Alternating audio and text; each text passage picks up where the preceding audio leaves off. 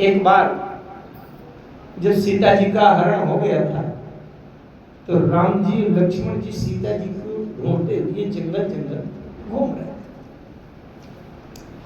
घूम रहे थे। प्यास लगी चलते चलते तो जंगल में एक तालाब दिखाई पड़ा। अब वहां कोई पक्की सीढ़ी घाट तो बने नहीं थे, कीचड़ था।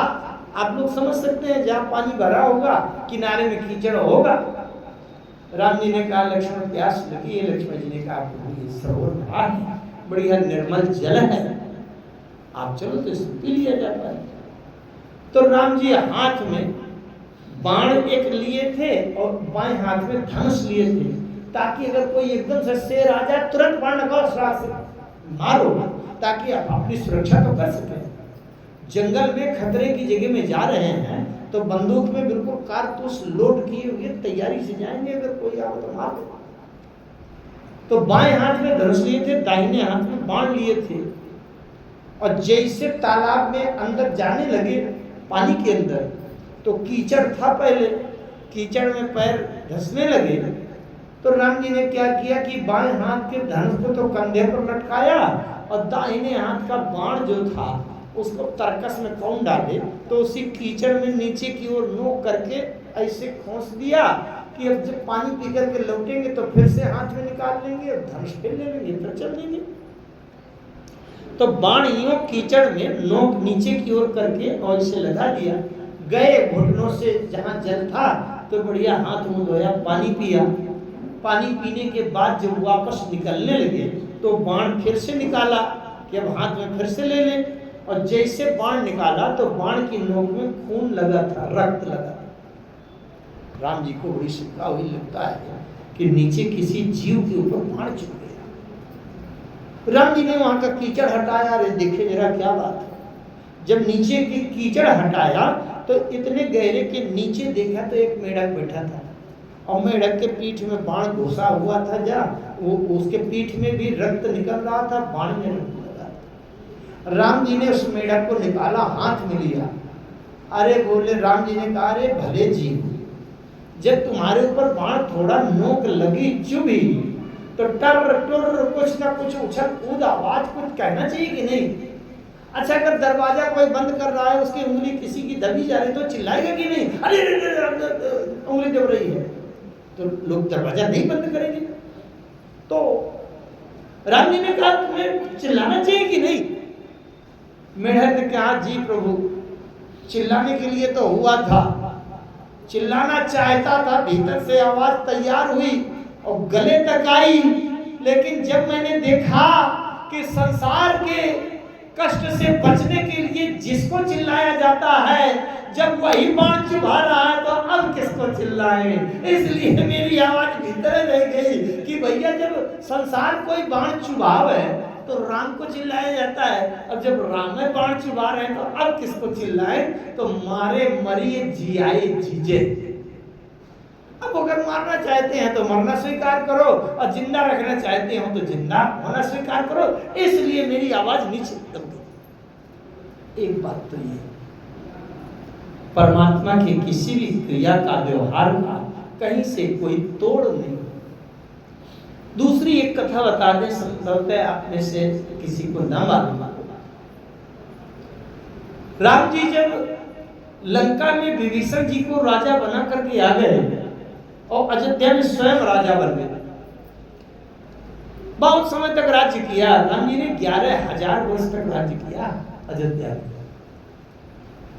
राज्य करते समय एक बार फिर से मन चला कि चलो दक्षिण भारत के समुद्र तट की किनारे की यात्रा करते हैं, जरा उधर देखा जाए कैसा क्या है।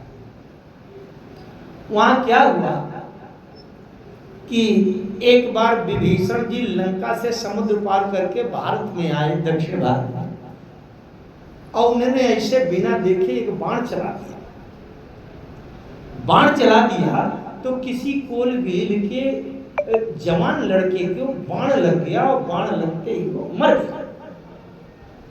उन कोल भीलों ने देखा कि हमारे लड़के को मार डाला इसने, तो सब कोल भील इकट्ठा होकर के विभीषण जी को पकड़ लाए और रस्सियों से बांध दिया और मरे हुए पुत्र का बदला लेने के लिए विभीषण जी के ऊपर फरसा, भाला, बल्लम, बर्छी, गदा इन अस्त्र शस्त्रों का प्रहार कर रहे हैं। विभीषण जी के शरीर को मार काट काट के रक्त रंजित कर दिया, लहू लुहान लथपथ हो गया और भीड़ इकट्ठा हो गई। भीड़ इकट्ठा हो गई, इतने में संयोग से राम जी भी अयोध्या से घूमने फिरने के लिए, देखने के लिए उसी जगह पहुंचे। अब बड़ी भीड़ इकट्ठा थी।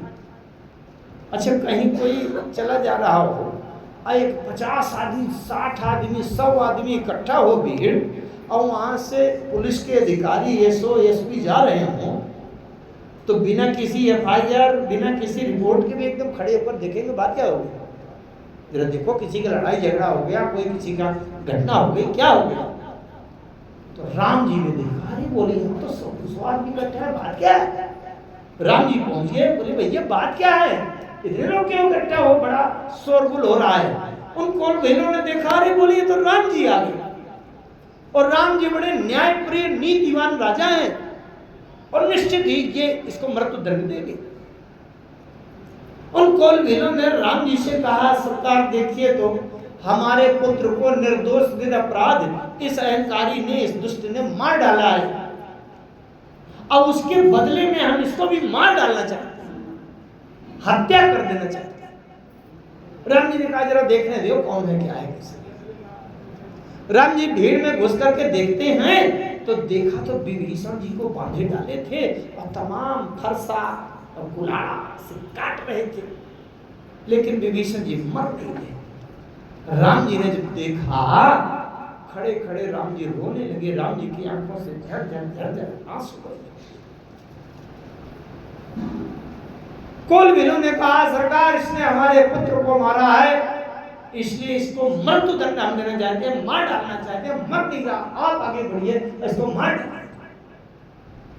राम जी ने आंखों से आंसू बहाते हुए कहा कि ये मरेगा नहीं। कौलवीरों ने कहा क्यों। राम जी ने कहा, इसको मैंने शरण में लिया है, जो मेरी शरण में आ जाता है और शरण में आए हुए की रक्षा के मैं वचन दे देता हूँ, तो जब तक मैं जिंदा हूँ तब तक ये नहीं मरेगा। अगर इसको मारना चाहते हो तो पहले मुझे मार डालो, इसके बाद ही मरेगा। जब तक मैं जिंदा हूँ तब तक मरेगा। उन्होंने कहा तो ये न्याय कैसे होगा, न्याय करिए आप।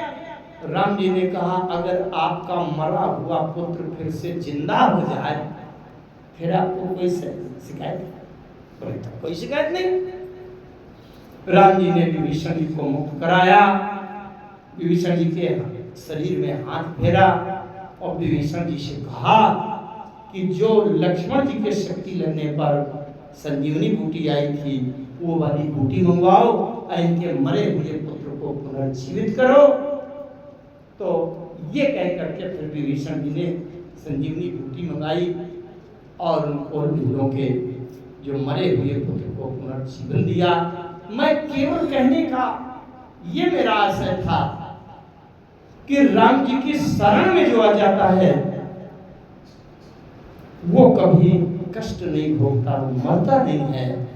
अगर हम संसार में भय मुक्त होना चाहें तो राम जी की शरण में जाएं, राम जी का प्रेम प्राप्त करें, राम जी के चरणों का आश्रय प्राप्त करें। आइए अब आज के समय के संकेत के अनुसार वाणी को विराम देने से पहले 2 बार भगवान की शरणागति का समर्पण करते हैं। वाणी को विराम।